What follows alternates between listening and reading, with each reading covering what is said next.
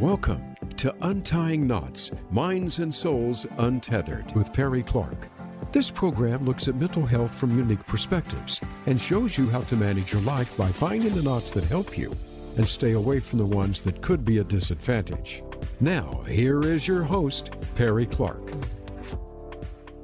Hello, everyone, and welcome back to Untying Knots, Minds and Souls Untethered. I'm Perry Clark, licensed marriage and family therapist, and I want to remind you all that this podcast is not a substitute for having mental health therapy. This podcast is for entertainment and educational purposes only, and I strongly recommend seeking out a mental health worker in your area to work on your unique issues. So today we have which I know will be a fun interview of a lovely person that I met.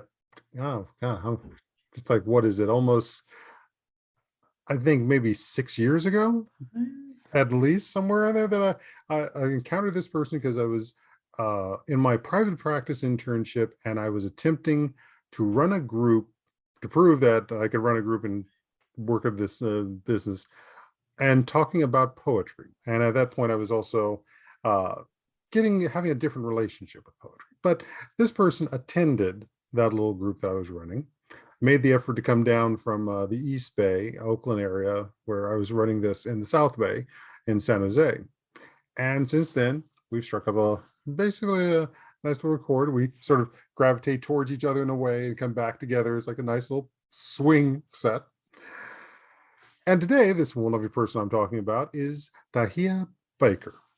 So, Tahia is she, her, they, them, is a Black queer woman who believes in the healing power of the arts, the breath, and just being.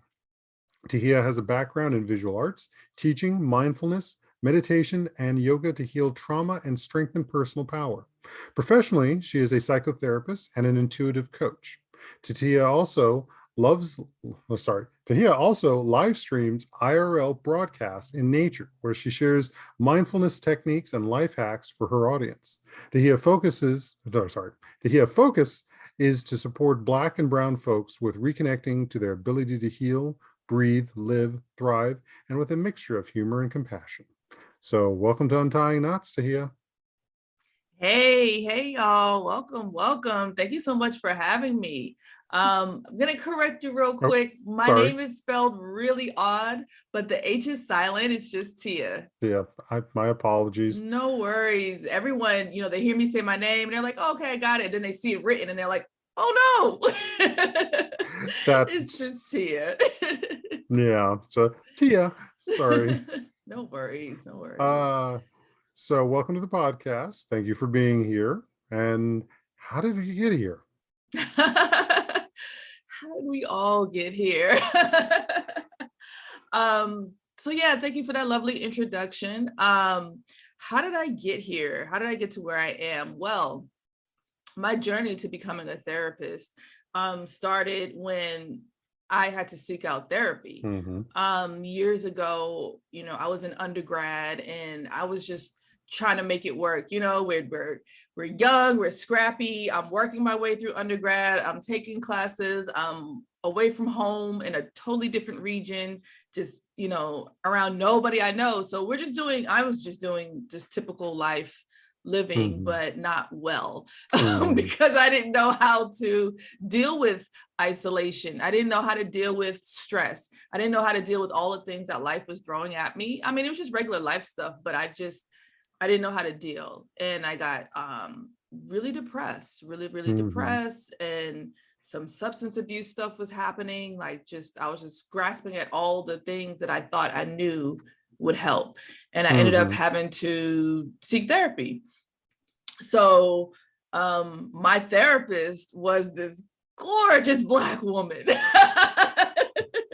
Oh, so definitely add on to the fact that you were able to get a therapist of color. I did. I went to the school in the South. I went to a HBCU, so I was blessed. I went to campus, went to see a campus therapist, and she was this gorgeous Black woman. And I was like, oh my God, this is great. And and she helped me out a lot. And over a span of years, fast forward to now, I was like, oh my gosh, what would happen if more people like me had someone to talk to that looked like them, that looked like me, that was a representation, that was a reflection.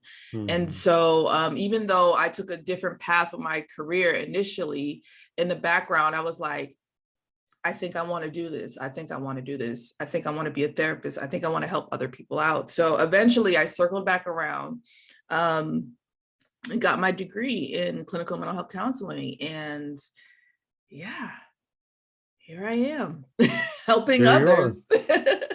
Here you are helping others and live streaming. So I'm kind of curious, what is the ultimate goal with live streaming and being a therapist? Right. Wow. So briefly, when we say live streaming, I basically take a camera, really just my cell phone, and I go out into nature and I hit live, and people can watch me, people can hear me, people can chat with me in the chat. And I just take them out and about to different nature settings, just hiking, sometimes along the streets, sometimes at the beach.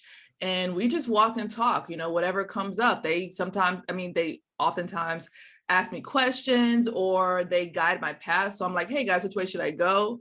And they usually direct me to go up the steepest hill. I'm not in shape. I don't pretend to be in shape, so the chat likes to see me suffer.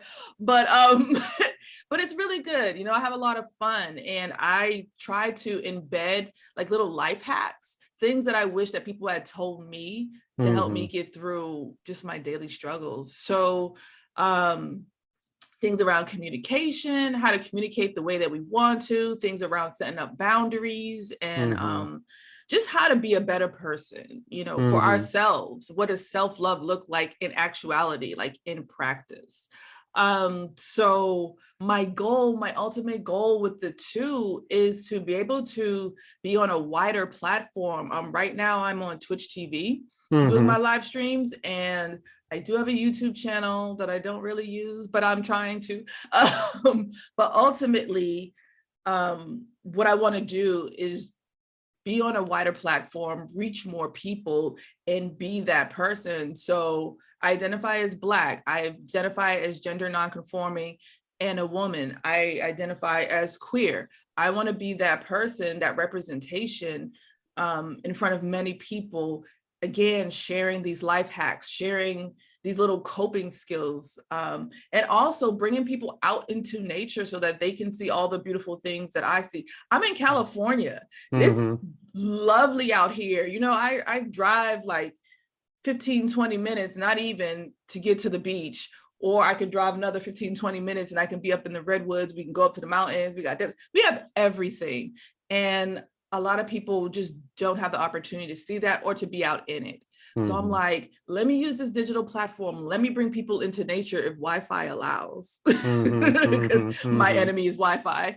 And let people like visually see something that fills them in a positive way, to hear things, me talking about whatever it is that I'm talking about and being silly, to help feed them, like have them take in more things that are filling versus things that like drain them and scare them, and how the online world can be. So I'm just trying to be a positive voice and a positive vibe in the online world. Very much so. Yeah, I know one of those hesitance I've had with doing all of this, and just, what did I sell my soul to the devil? Sorry to say, I don't think I have, or at least I've got a good lawyer. So you talk about life hacks. So what are some of the life hacks you've been sharing? Because I know you talked about communications and breathing and so forth, but can we go a little further into that?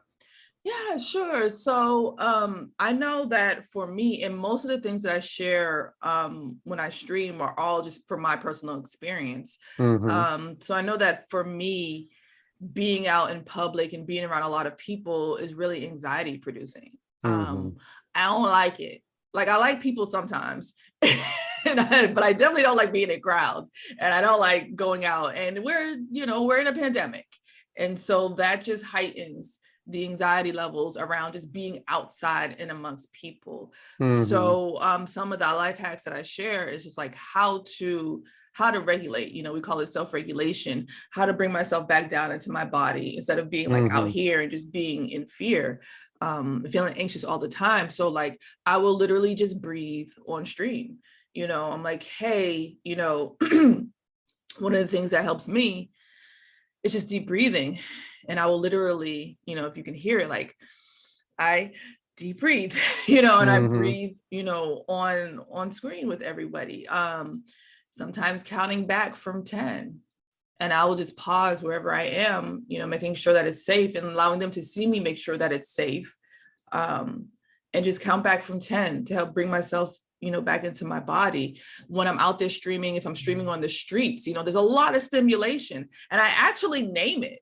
Like I name everything that comes up for me. Like, oh my God, like they know that I'm afraid of dogs. There are a lot of dogs in California. So they get to see me like, they see my body like tense up and they see me shift and move. And they actually witness when I go from calm to I go to escalated, and how I bring myself back down to calm. So it's not just me saying, oh, you need to deep breathe, oh, you need to count back. It's like, here, and watch me do it. Watch me go from this to escalating up to coming back down.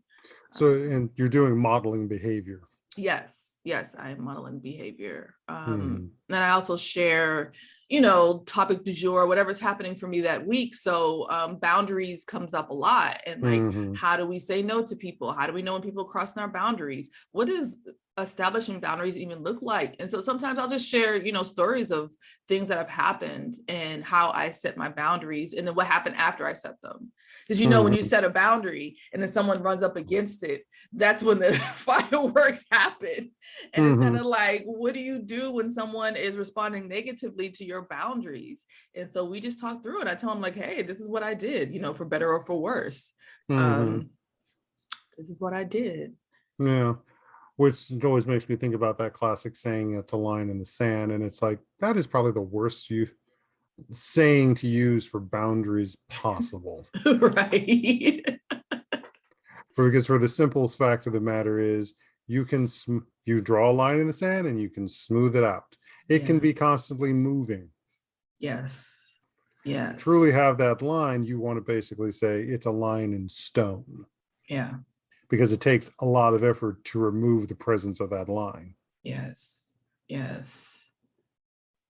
Which is, because I also keep on a constant eye around the issue of dealing with such things as narcissism and borderline issues, and just how often the idea of the sand is much more convenient for them. And when I say that, I'm not saying individuals specifically, I'm saying all the places, all the various realms where we're having issues with narcissism, whether it's from in our personal lives, which is the boundaries you talk about people hitting, to the larger scales of things that are happening in our country, the racism, the sexism, what's happened with Ukraine, all of that. Absolutely. And the cool part about what I do with the live streaming as far as therapy is concerned is that we can conceptualize these things as therapists. We can see like, oh, we notice these personality traits, we notice these behaviors, and we can list them out in our heads, and we kind of know how to deal with them and move with them. When I'm in spaces for live streaming, I bring down that jargon into ways that people can easily understand. Where they don't have to be, I'm not saying, watch my live stream, don't do therapy. No, I'm saying do therapy. And also translating those terms into ways that people can easily pick up, understand, and then know how to address when they see it. So when someone is crossing their boundaries, we as therapists understand and conceptualize it as, borderline personalities, personality disorders and narcissism. Like off the bat, when I'm in these online spaces, I'm like, that feels like a personality disorder. That, in my back of my head, I'm like pointing it all out. But then I'm like, okay, how do I articulate this in a way that everyone can understand? And then help them with the tools to help deal with that. So I can speak to the larger issues. I may not necessarily say, and you see it in this and you see it in that, but I can speak to them and give them tools and give them hacks onto how to deal with it. Because and as for those who listened to episode 2 with Dr. Natalie Jones, and who also listen to her podcast and some of the others, we want to also remind people that dealing with things such as narcissism, borderline, any of the personality disorders, it's not necessarily always meant to be malicious, because there are those who do. Those people are in a lot of pain. The issue being is their pain gets expressed outwardly. Yes. And it takes them also acknowledging and recognizing that pain to then seek change. Yes. Until there is a point, or a, shall we say, rock bottom, that causes them to finally truly acknowledge what they're feeling, they're not interested in change. They'll just move on. The line in the sand just gets moved. So when you're encountering that, it's not encountering it with the hope that it's changed, that they'll change. It's that they have to be put into a situation where change is the only way they can succeed. Yes. They can only go and live. Otherwise, they're just going to stay in that essentially corner and lash out at anything and everything that comes towards them. Yes. And then what do you do if you're on the other end of that and you're getting lashed out at, and depending on your relationship with that person, like you said, you're hoping that they'll change. And I just share tools, and also give permission to understand, it's okay if you really love someone and they aren't good for you, and you need to let that person go. And it's not a reflection of any deficiency in you. It's that adult being that adult, and understanding that, I mean, I know, Perry, you know this, but understanding that, we can't change the behaviors of others. Like we can't. So how do we take care of ourselves and allow that person to be on their journey, right? Because we're all on our journeys, and we definitely don't want someone telling us what to do in our journey.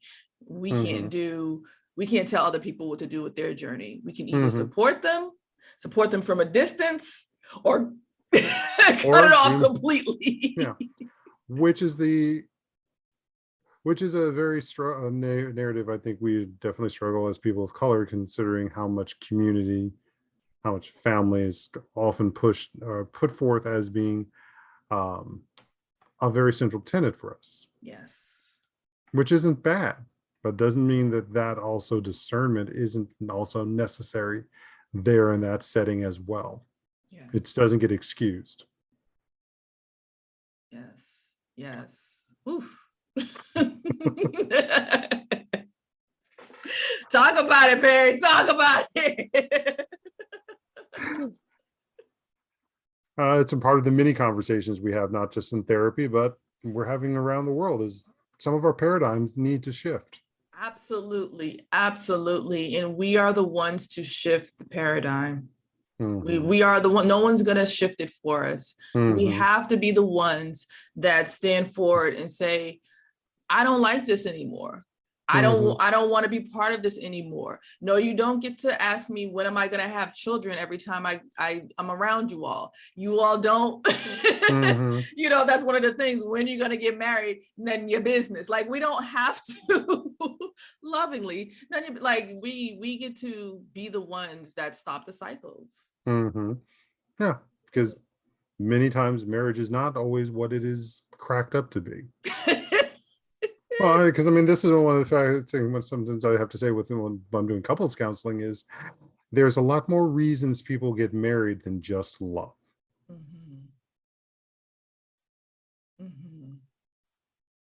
And how much has then what that was agreed on at that time no longer where you are 5, 10, 20 years down the line. Right. Things change, the world change, you change. And if you're not willing to change, what does it mean, and how much energy are you spending and effort sitting in that corner, lashing out at everybody to refuse to change? Ooh, Perry, they're not ready. They're not Oh, ready. trust that there's some people out there ready and getting this message. There are those who aren't. And we have to be comfortable with letting them be, Yeah. even though we want to see them thrive, succeed, and love. Yeah. So from that, let's get back into some of our other questions and so forth. Because I know as we've been talking about all of this, and you mentioned going out the live streaming, the experience you've had with dealing with like the response of animals, I'm kind of interested in how you find a balance between the online world and your in-person world. Yeah, it has definitely been everything's a journey. It has definitely been a journey to find that balance. Again, when the pandemic first started, you know, we were all isolated, and a lot of my interactions in the real world, I mean, in person, of course, shut down like everyone else's. And a lot of my connections and interactions moved online. I was already on there, but not as much. And then the pandemic happened, and like 85 to 90% of my interactions turned to the online environment. And I did find myself, you know, year after year being in this pandemic, I did find myself being more online than I was actually in person. And I got to a place where I was getting drained by it. Like it just felt like a little too much. Like the scales were unbalanced. And I had to step back and think about, well, what is it that I'm trying to achieve with being online all the time or most of the time? And it is connection. It is connection. And so I had to step into my own self-love. I had to step into what felt nurturing for myself and figure out piece by piece what felt right. So now I had to venture out and start to connect with people and just say, hey, who feels safe with doing outdoor meetups? You know, I wasn't necessarily still friends with a lot of the people that I was friends with before, because, you know, you sit in pandemic and you start to realize who's really there, who you really like and who you don't. And it was rough. And there were a lot of people that I was like, I don't think I like this person. You got that chance to sit and reflect on that relationship. Oh my gosh, there were so many people. I was like, I don't think I like this person. And so I had to mourn the loss of a lot of people that no longer, you know, it didn't feel good to be around. I got to cherry pick the people that I want to be out and about with. And then I just set an intention. I was like, okay, I'm going to spend time with so-and-so outside, and we're going to do these things. As far as online goes. And when I say online, like online it's so vast, right? And there's all these different facets of what online actually looks like or actually means. But for myself, there are nights where I'm not online. I don't get on the computer. I don't interact with my online friends. Just because I just need to be away from the computer. I need to be away from the computer screen. I need to be away from that world. Like I'll just block out time from when I'm away. Like this evening, it's just going to be me. I'm going to cook dinner. I'm going to read a book. I'm going to light some candles, play some, you know, whatever it is. There, you know, weekends, usually Friday nights. I don't know how this happened. You know, I'm going out to see somebody in person, and we're doing whatever. I'm just being very intentional about how much time I spend online, how much time I spend offline, and who I'm spending my time with. Do I miss being online when I'm offline? Yeah. Do I think about it? Yes. But I also know that I feel better when I set up those blocks of time when I'm not online and just integrate it, you know, week by week. And it does change. But being that intentional about like, hey, I need this time back to myself is super important. So I think that it leads into another area, which is the reality of we had the online space before the pandemic. We've got the online space now. We've got the online space that's going to come after the pandemic, which means we're dealing with the issue of how we deal with the stigma that existed before, currently, and then after around being gamers online, having that healthy versus unhealthy view about it. Mhm. Yeah, I mean, I feel like with many things, there's always the stigma around it. Stigma around therapy, it's stigma around gaming. Here I am traversing both these worlds, these stigma-laden worlds, for various reasons. And so with anything that you do in excess, there's going to be, it can be harmful. Anything that you do a lot of, can potentially be harmful. And so with gaming, I think some of the stigmas are people who are lazy, people who are socially inept, people spend hours and hours playing games, which means, I don't know, something negative, I don't know. Weirdos, all the things that they call us. And, to combat that, I would say, understand your relationship to the things that you are doing. So if gaming is your thing, why is it that you enjoy it so much? Do you really enjoy it? What parts of it do you enjoy? Why do you enjoy gaming? I enjoy gaming because I like to explore. I love sci-fi. And sometimes I just really enjoy certain games there's that moment where you want to blow something up, doesn't it? Isn't it? I was like, let me just shift my words a little bit. But there are times when I want to step outside of what my norm is and be somebody else. I want to be somebody else. I want to be Billy Badass. I want to, just take over stuff and just live out all these, little fantasies that I have. And it's, for me, it's relatively safe to do it through gaming. But let me not game away in a way that it takes away from my life. So am I isolating more? Am I gaming too much? Am I having difficulty with connecting to people outside of the gaming world? Like, these are the things that we got to keep in mind. Like, what is your relationship to the thing that you are doing? And are you doing that thing to avoid dealing with your problems, your issues, things that you are afraid of? Like, understand your relationship. You can have the gaming, but make sure that you are addressing all the other things in your life too. And I mean, you can switch out gaming for shopping. You can switch out gaming for eating.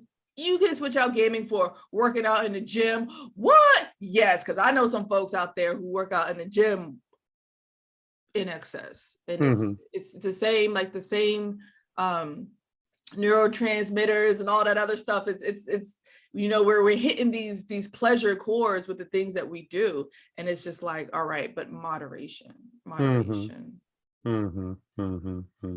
Yeah, because exercise is one of those things also helpful in modulating emotions and help mental health. So we're not knocking that. It's just know when it's becoming too much. Yes. Yeah. I mean, unless you're, again, being a professional bodybuilder who needs to be at the gym three times a day. If you are spending 2 hours at the gym twice a day and that's not your life goal, we need to talk. Yeah, thank you for mentioning that. Yeah, I forgot to. Not me being on Twitch and not even mentioning the professional gamers. But yeah, unless it is something that you are professional at, that you have to accumulate so many hours to maintain your level of professionalism or your level of expertise in your field. And if you are a professional gamer, if you are a professional streamer, this is what you do, then yes, you are going to spend a lot of time in the gaming world. If that's your aspiration, again, know how much time you can spend, but not so much that you're isolating. How much energy are you putting into something, and then what are you getting out of it? But yeah, hats off to the professional gamers. We love you. Yeah. I mean, we don't think anything of, say, someone who is firearm certified spending hours at the range, right? Or the number of pilots who have to spend a certain number of hours practicing and reviewing to maintain their pilot's license. Even for us therapists, having to do continuing education. Your doctor has got to do continuing education to maintain their skills. And there's a difference to that than what someone who's doing it purely to escape. Yes.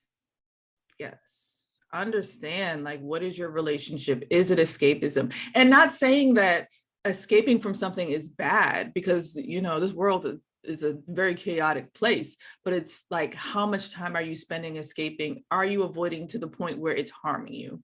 Mm-hmm, mm-hmm. Yeah. So I think that's a perfect place for us to take a break.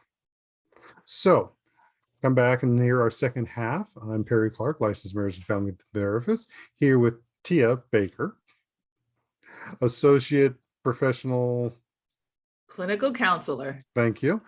That's one of the abbreviations I haven't spent a lot of time paying attention to here on Untying Knots. So stay tuned, folks. Our lives and the world around us can get messy and frustrating. Untangle and Grow Counseling's focus is to untangle that mess and make sense of it, so you have a good foundation to build and grow from.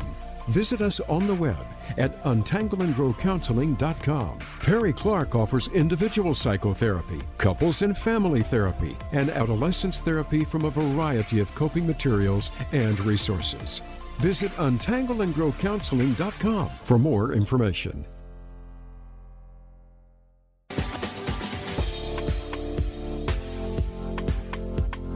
You are listening to Untying Knots, Minds and Souls Untethered. If you have a question or comment about our podcast, send an email to pclark@untyingknotspodcast.com. That's pclark@untyingknotspodcast.com. And now, back to the program. Hello, all. Welcome back to Untying Knots, Minds and Souls Untethered. I'm Perry Clark, licensed marriage and family therapist. I'm here with Tiha Baker, APCC, which means associate professional Clinical counselor. Yep. And we've just been talking during our quick break about the aspects of, one of the aspects we share as an identity is not just the fact that we are Black people and in the brown category. We also share the aspect of being queer, as well as also geeks. And that's an area that starts slicing up the minority into smaller and smaller chunks. And as I have also often spoken about during the podcast, I'm also in the category of neurodiverse as well, or neurodivergent, as depending on whether we want to see that as negative or not. So that makes an even smaller slice. And I know Elizabeth Sanchez and I talk about that in one of my most recent podcasts. I think it was episode 14. So I'm kind of curious, what's your experience been with this, and what have you seen since you Twitch stream and such? Yeah, it used to be a very lonely place to be. To be Black, to be queer, to be gender non-conforming, to be a blerd, to be a geek. I mean, I was reading comic books, deeply into sci-fi. I won't even begin to talk about my music choices. Not what everyone expects. Not all of us are interested in hip hop or hard rap. It's just all over the place. So I've always felt just, on the outside of what everyone else was doing. And I really just kept quiet about my interests and my loves and my passions, because I didn't want to be made fun of. I didn't want people to, wrinkle up their face and be like, well, what is that and why? And all the things. I'm like, yo, I love this. I love this. Please, like show some care and consideration. So when I really steeped myself into Twitch, which is a gaming platform, especially during the pandemic, I was exposed to Black gamers, Black gaming communities, and people who love gaming, which extended out into people who love comic books, people who love anime, Black people who love like all these different things, the things that I love and cherish. And I became super protective over that community. and we talked a little bit about boundaries before, as far as which communities I join into. Like, I use a lot of discernment with who I'm exposed to and who is in their community. So when I'm watching a streamer, and streamers, they live stream the games that they're playing, I'm taking a look at their communities, who's in it, who's saying what is allowed, what is not allowed. And thinking about what is allowed, like what kind of speech is allowed. Is it an inclusive space? I remember when I first stepped into one of the first Black gaming communities that I want to be a part of, I, was hyper defensive because I was like, they're going to say something against the LGBTQ community. Like, I just knew it because that's what I had experienced before. I was like, someone's going to say something stupid. So I would just kind of lurk. I was just in the background, just reading, watching, observing. And I found out in this particular community that it wasn't that way, that it really was inclusive, that people were shifting the way that they spoke to have a more inclusive way of being, and inviting people in, and actually naming the things. Like, if something comes up, if someone used, a slur or just some wild, exclusive heteronormative or patriarchal or white supremacist or any kind of just wacky language, like, they would call it out. It's like, yo, we don't talk like that here. This is not what we're about. This is not what we do. We're for everyone, and we want everyone. Well, not everyone, but we're for these groups of people. We want people to feel comfortable. And I love the way that these streamers are able to speak to that. And that really determines whether or not I'm going to join that community. Like, what language are you using? How inclusive are you? Do I feel welcome? Can I put my guard down? And I was surprised. Again, I'm used to people saying some really wild things about queer people, LGBTQ people, gender nonconforming people, neurodivergent people. Like, I'm used to people just saying some really wild things. And I was pleasantly surprised by how, even the streamers, if they had not been exposed to that before, learned how to shift what they said and did it like live, like they're growing. We're all growing, in front of others. And it's just like, you know what? I said this thing and that wasn't cool. I'm sorry, blah, blah, blah, blah. Like, they're open to feedback. They're open to shifting and nurturing these really super awesome communities, which then leads to other people doing the same thing. But it has been in the past a lonely world out there to be blurred, and to be queer and to be at all these different intersections. Very much so. So another question I've asked others in this aspect is, but what does it seem about being those things that seem so antithetical to the idea of being Black? Ooh, okay, we going there. Got the opportunity, because this is one of those things that also gets into, like we're talking about with the narcissism and so forth, this sense of making other. And our isolation has made us feel the other in many places. Yeah. And just the fact that this is an identity and part of what does it mean to be Black in its infinite spectrum, but why has it been resisted? Right. So being Black in America, we're going to have to time travel, and we're going to have to take it back, and we're going to have to talk about survival skills. So being Black in America means, because of colonization, because of slavery, because of all the things that have happened to us in this country, we are definitely on survival mode. Everything that we do, everything that our parents did, our grandparents did, our great-grandparents did, was all set up so that we survive. And colonization means that we must assimilate into the majority race, the race that holds, or ethnicity, whatever, that holds the power. So that means that we within the Black community, and I won't say all of us, I'm definitely not speaking in totals. We're not a monolith. We are not a monolith. But a lot of us see being Black American, being successful, being this, being that within our communities looks a certain way. So if you are from a certain socioeconomic status, right? Within that is a community. And in that community, you all come together and do these things to help protect yourselves, right? If you are middle-class Black, you all come together to do these things to help protect yourselves and to protect your standing. We all do this. If you dip outside of what that community says is what we do, that's when you become othered. That's when you become othered. So, and I'm not saying that this is for everyone. For myself, being, of working class, poor, or whatever you want to call it, SES, social economic standing, from the hood, there were things that, you just don't do. You just don't do. And I wasn't doing the things that everyone else was doing. And that definitely put me outside. That definitely othered me. And sometimes it was dangerous. It was physically dangerous for me. There were things that happened to me because I looked different.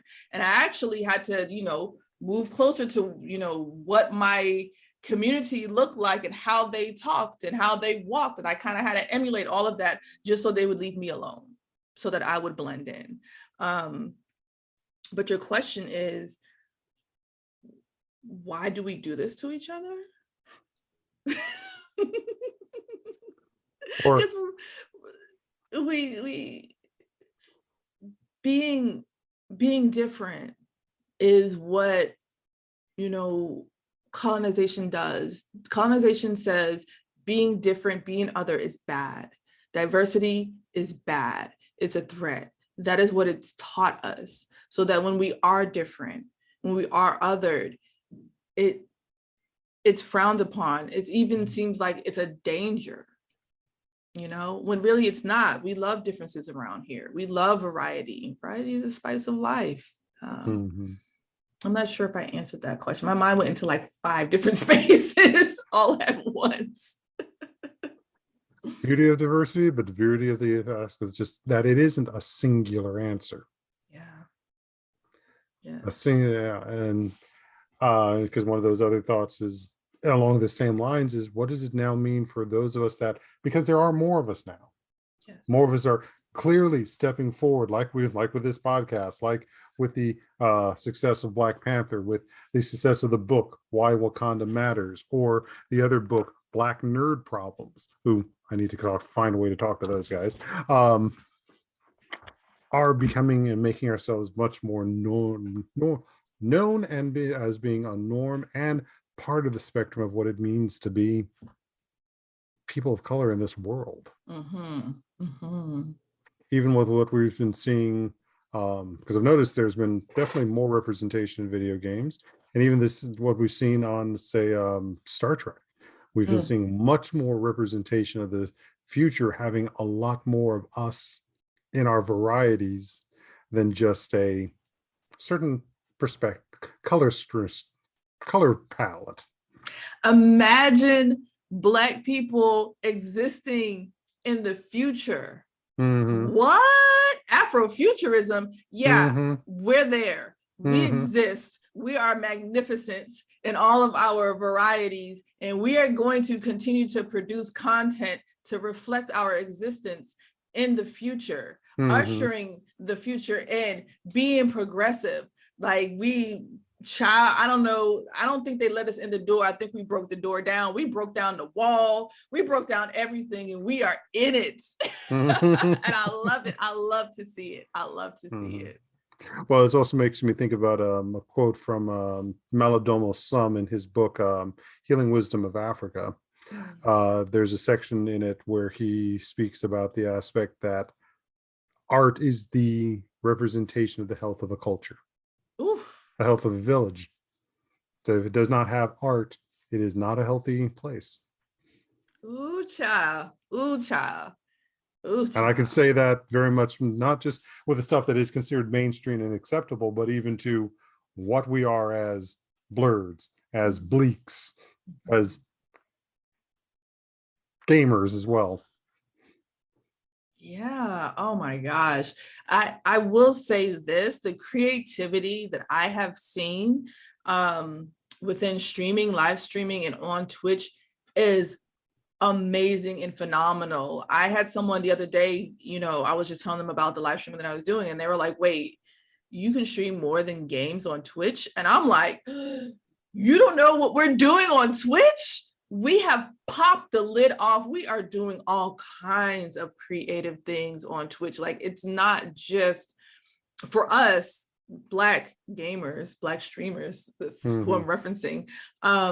Yeah, we don't just stream games. I mean, we stream games and we are so creative, and even in doing that, and even in our commentary as we're playing the games, we add a little spice to everything. But the other things that we are doing, the creativity just knows no bounds. Like, I'm seeing amazing things happening on Twitch right now.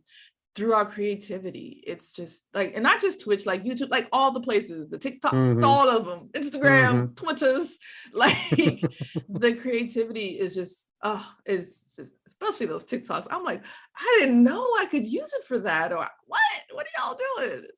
This is wild. It's great though. Definitely. And I mean, just check out the Black cosplay section too. Oh my gosh, the way cosplayers have just amazing things people are doing with cosplay. Like, and those were the TikToks I was thinking about. So you probably want to go back and listen to the podcast I did with Hellspawn cosplay, and there actually is a part 2. By the time people have heard this, part 2 should be available for everyone to hear. But yeah, and I know I want to talk to some other cosplayers as well. Awesome. Yes, they are killing the game right now. They are killing it out there. Oh, I love it. Yeah, there also comes that passive, as I look at it, is like, I only have enough time to do so many things. I don't need some new projects. I wanted to dip my toe in I mean, I've always, did some light cosplaying back when we could go out into conventions and stuff. But I'm just like, yo, the way that people are just being so creative, I'm like, you know what, let me just let them do it, and I will just be a fan, and I'm okay with being a fan. Let me just wear my little t-shirt, and that's all. Yep. And if I can, here's some cash. Right. And definitely giving to them so that they can keep, emulating my wildest fantasies, because it's just amazing. And then take pictures with them. Exactly. So I think we're also at that point in time where it's now the question of myths and realities around mental health therapy. What would you say is a myth that you've heard, and let's bust it down? OMG. So now with everyone, kind of getting on board with the worldwide trauma that we've all experienced with the pandemic, and kind of like cracked open people's desire to openly seek out mental health therapy. One of the things that I keep hearing and seeing and witnessing around me is people saying, oh, go see a therapist as a band-aid or a quick fix to an emotional problem. Let me tell y'all something. Mental health therapy is not a quick fix. It is not a quick fix. So let me use a metaphor for this description of mental health therapies. I mean, like, yes, it is great. I have greatly benefited from it. I believe my clients are benefiting from my services, but it's a long-term thing. So for example, if you injure a part of your body, let's just say, you may break a bone, you may strain a muscle, you get into, some kind of bodily trauma happens to your body. You go to the doctor, something ain't right. Your doctor does an assessment, takes a look at what's going on with the injury, with the trauma to your body, and then, may prescribe you something, may tape you up, give you a cast, and then they send you to physical therapy.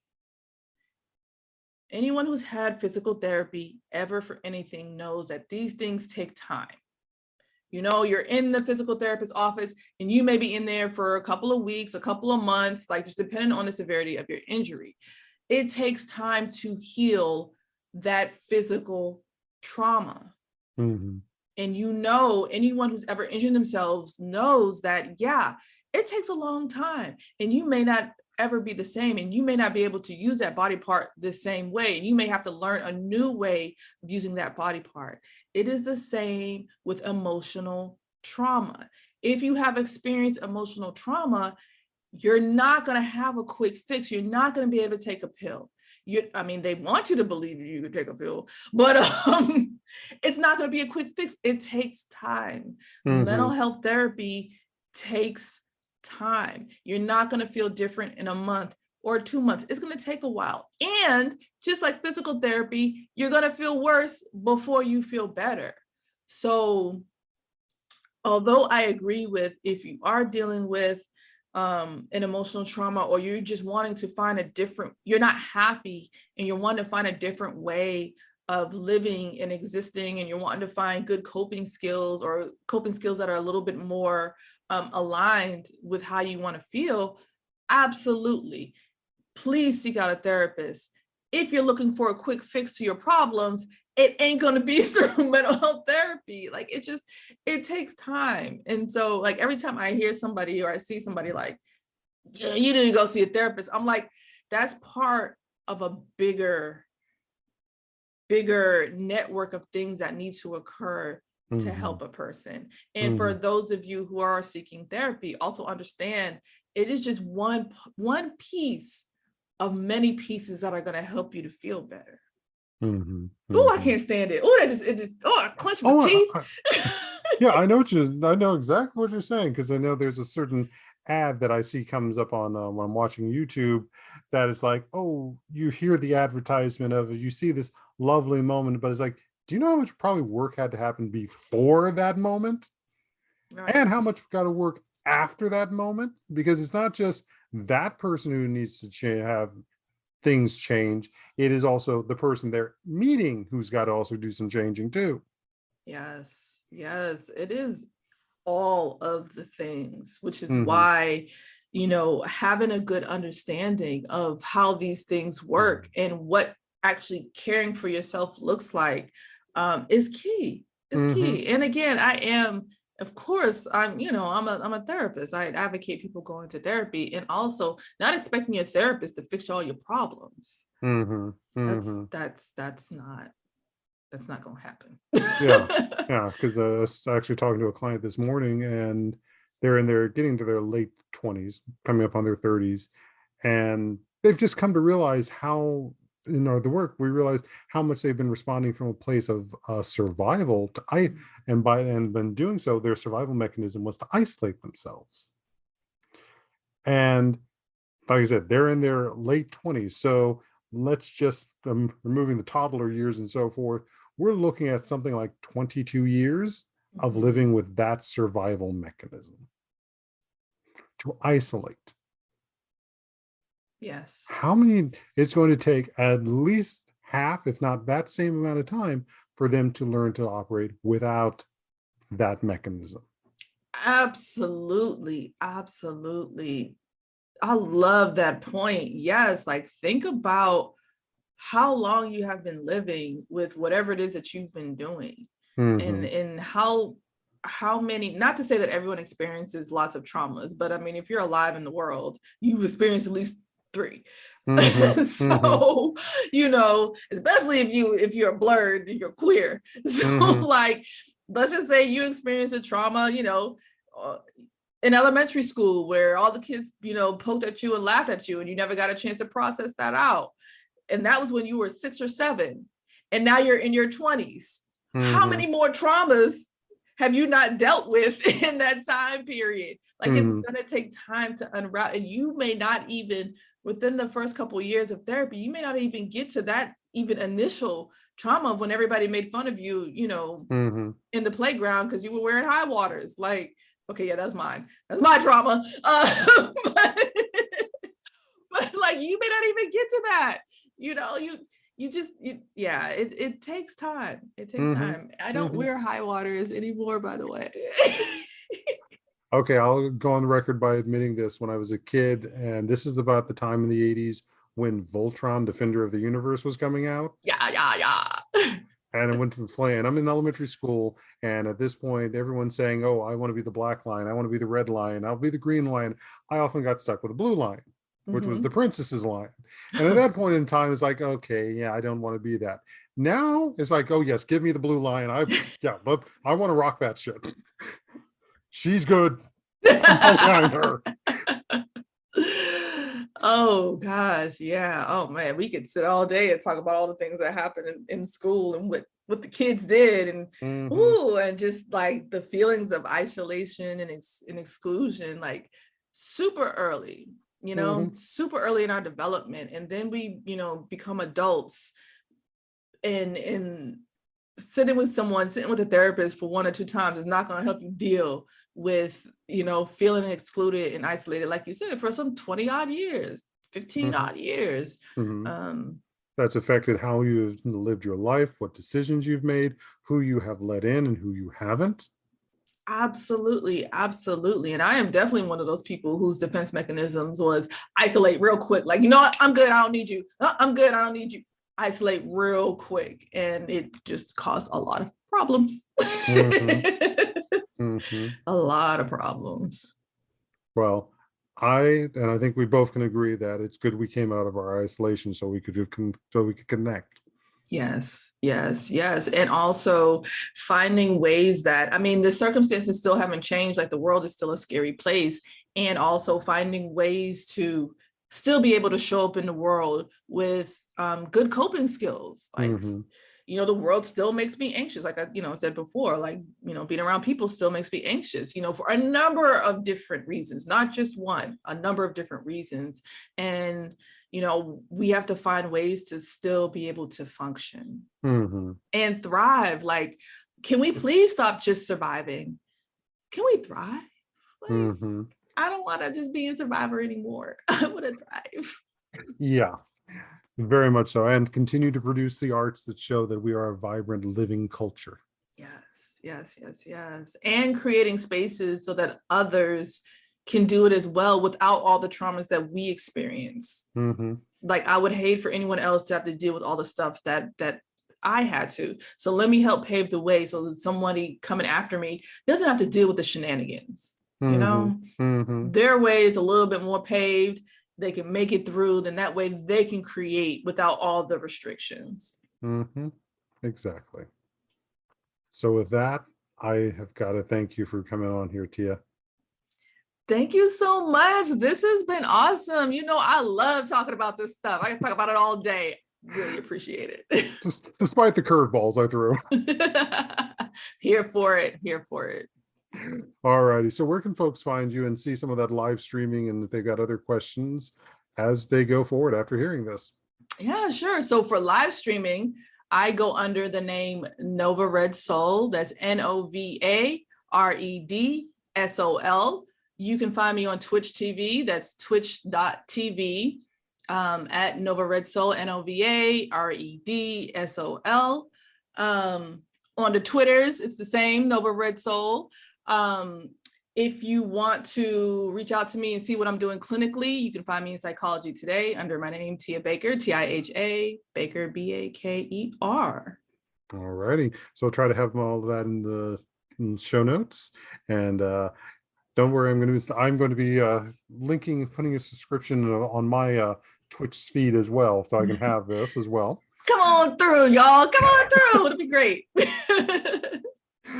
So I want to thank everybody once more for being here, and that this is Untying Knots, Minds and Souls Untethered. I'm Perry Clark, licensed marriage and family therapist, here with Tiha Baker. We hope you are enjoying your life, the world, building great art, absorbing this spectrum that is the geek world, and just go out there and be in nature. Yes, be blessed, everyone. Till later.